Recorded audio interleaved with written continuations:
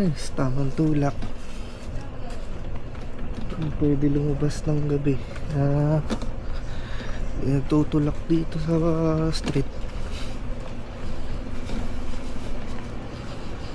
Pa nakakaalis, hingal ka na.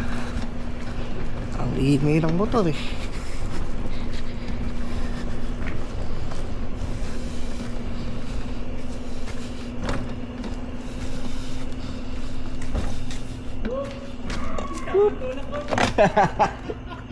Ingay eh.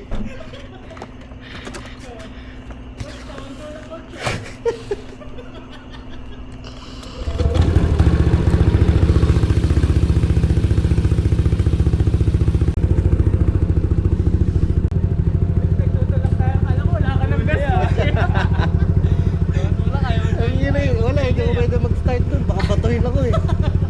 Wala ako. Kaya nga eh. Saan ba tayo? Sa may Fairview.